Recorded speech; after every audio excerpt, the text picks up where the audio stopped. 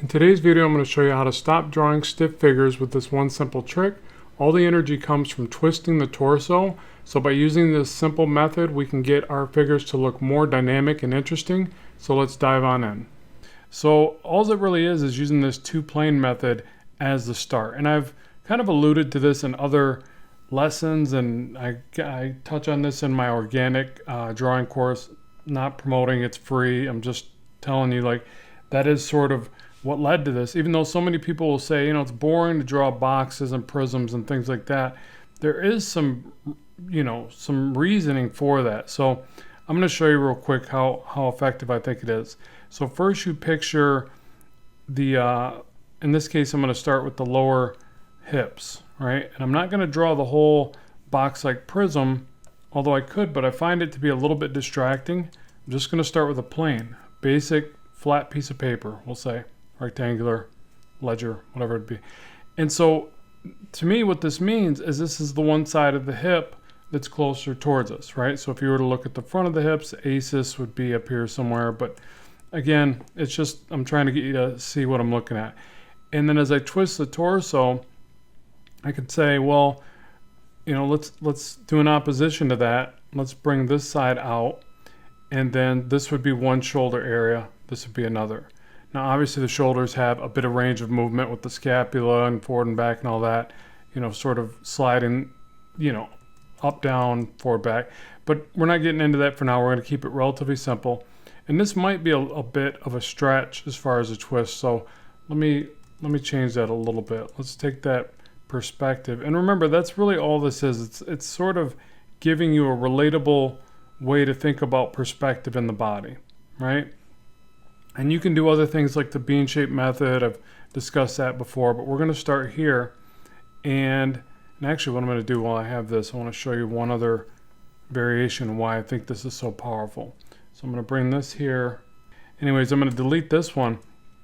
And what I'm going to do is, you know how I like doing iterations. If you watch my content, you know that anyways. But what I'm going to do here is think about, okay, what if I brought this shoulder here and I brought it down to increase the perspective and the contortion of the torso, right? So I'm going to do that right now, right here. And I can really push the perspective with just that plane change. Remember, perspective is just these parallel lines converging back to a vanishing point somewhere, right? So this is an emulated concept of perspective. So just like that, even though those don't look like much, now the process begins in taking this to look like a character in action. Oops, hold on. Let's merge those together. Are they on their own layer? Yeah, they are. So I just want a little bit more room to work here. So about like that. I never want to feel cramped on the side when I start adding the limbs. So this is how I would work through this. I just take a center point here, center point there, connect it with a bit of an S curve. Right, and that's going to be the center line for our torso. I'll work on this one first and show you what I mean. And then from here, it doesn't really matter where you start, I guess, but you can, if you want to follow along, the way I would do it is probably the rib cage first.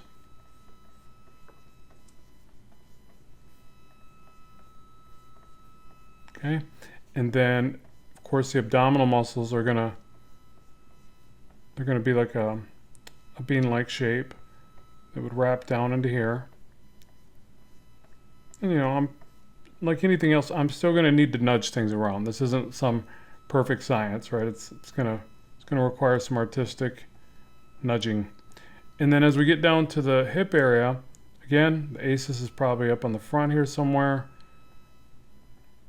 I also want to get this feeling that the lower pelvis is down and away from us. So for instance, if you needed the extra help in perspective, you could just kind of block in more of that form and then draw organically through it. Now, the other thing I think is helpful to do is to really get the oval for the way that the lower pelvis would sort of connect to the rest of the body there. So I always think of, as I always reference and mention, I think of what Jim Lee said about, drawing a character toy with the arms and legs ripped off, or floating underwear, as he put it. So there's that.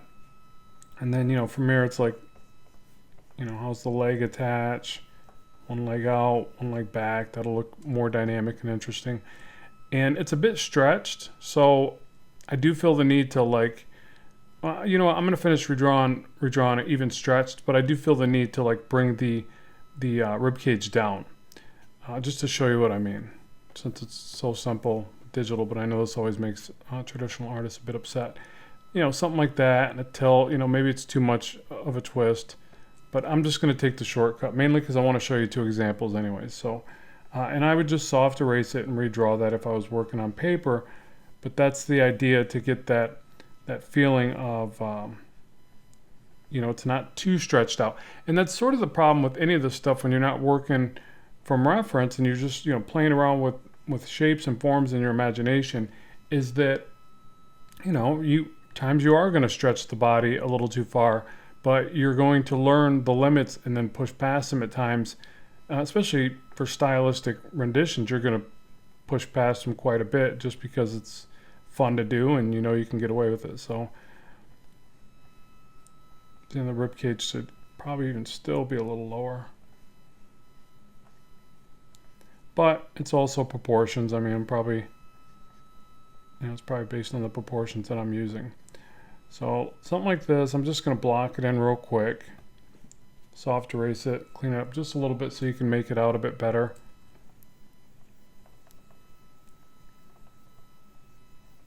I guess I could make it larger. Some of you are probably watching on your phones, right?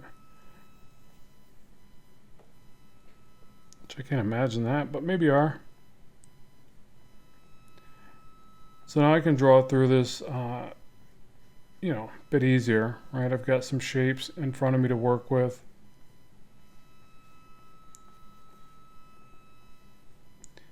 I want to think about how I don't want to trace everything that I just put in there. To make it look more organic, I got to soften some things up.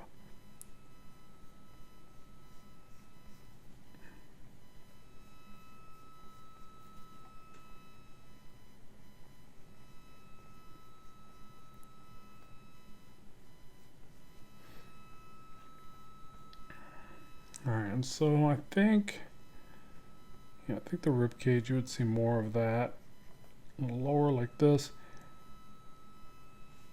It's probably a bit of a stretch for this curvature of the abdomen area.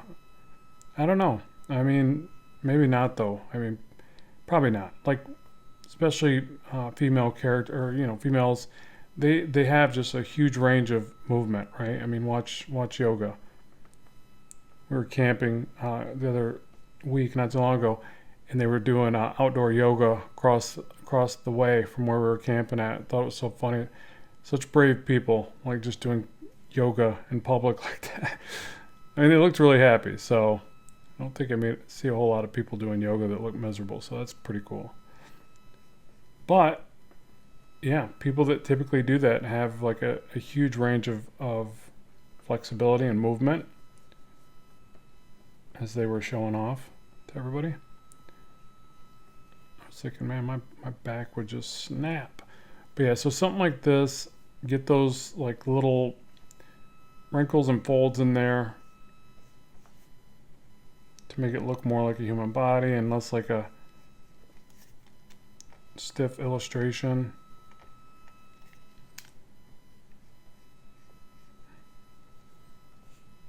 There's the belly button somewhere in there. Break up some of the connected lines.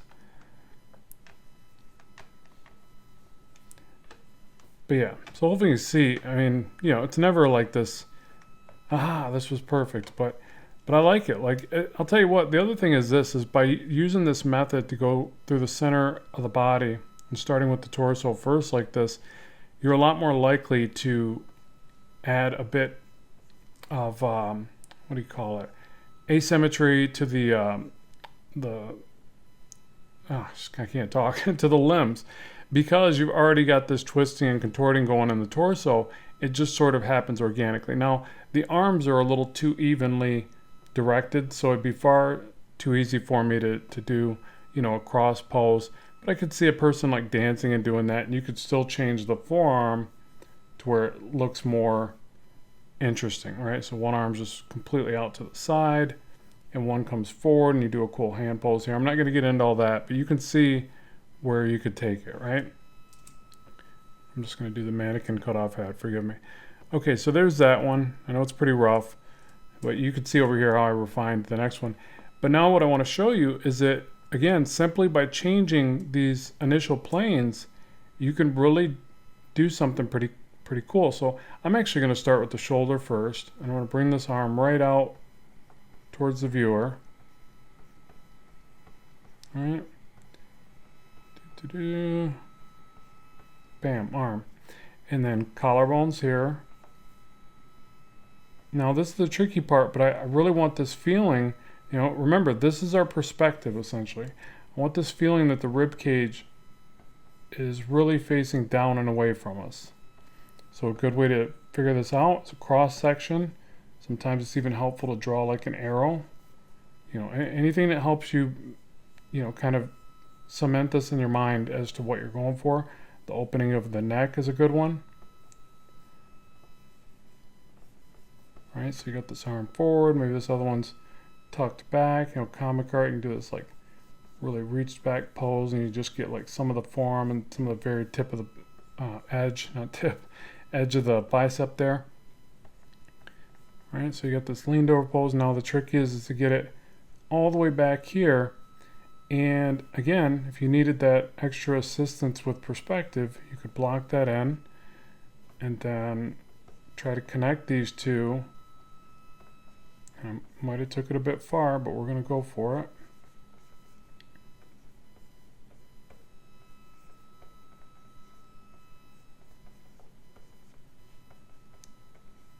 Sometimes you got to break an egg to make an omelet. We might break this pose a little bit, I don't know. Yeah, let me go back a step. I feel like that's a little too moss, a little too much. I don't want to get too far away from it though. I like the fact that it helped me start this top-down view of the torso. So, and I do want that twist in there. So the reason why this is so important is traditionally, if I just work down with nothing there, I'm a lot more likely to make the perspective look just like this. And sometimes that's okay, but that's not what I'm after this time. I want that twist and contortion. So I feel like if this was too much here, then maybe I just need to adjust the perspective a little bit more like this. There's still going to be some twist in there.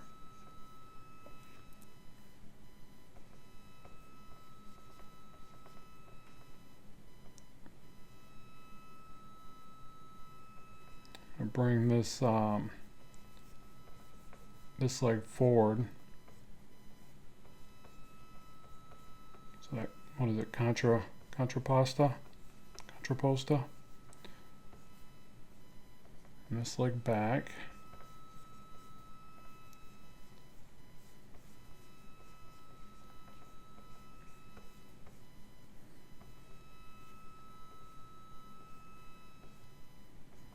Okay, so now let's soft erase this and see if it works. Just going to do some basic hand because I don't want to bore you with my attempt at hands today. Nice easy hands, fist and closed hand. Okay, there we go. And then, you know, put the eyes down. Let's soft erase and see what we got.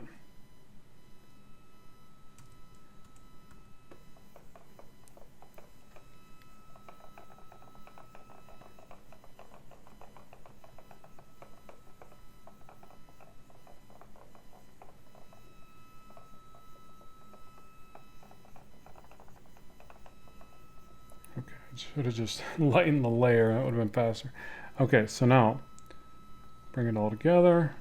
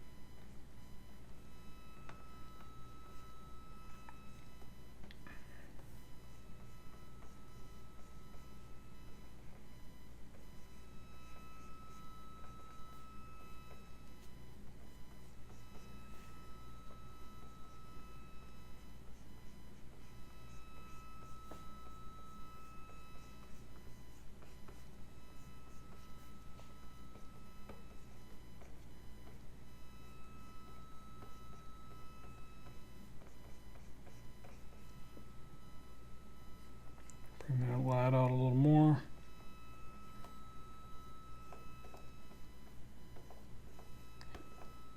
Draw through and do like a little belt shape in there. That seems to help.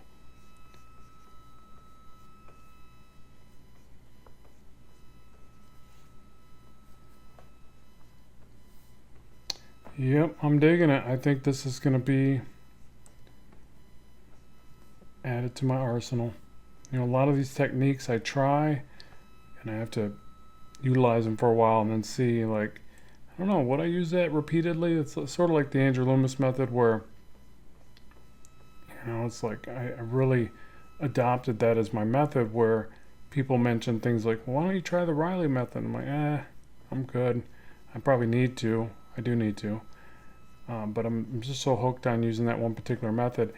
And then you sort of create your own version of it as well, where, you know, you use it for the most part, but then there's parts of it I disregard as I'm, you know, moving faster or whatever.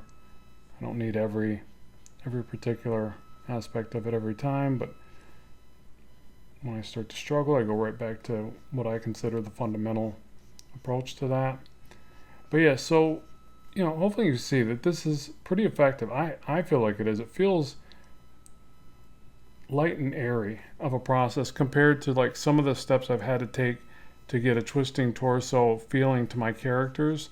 There's times I really battle that, and this feels easy. Something about it is lighter on the mind to inject into my figure drawing process. But more importantly, I'd like to know if you found it to be beneficial. So if you don't mind, please comment in the section below. Let me know what you thought of it, what you might need more clarity on. I'll make sure to get that addressed in future, you know, videos or blog posts on my site. Remember that I've got tutorials on my site that are written out and designed for you to approach various fundamentals. Thanks so much for watching today. Good luck with the art, and bye for now.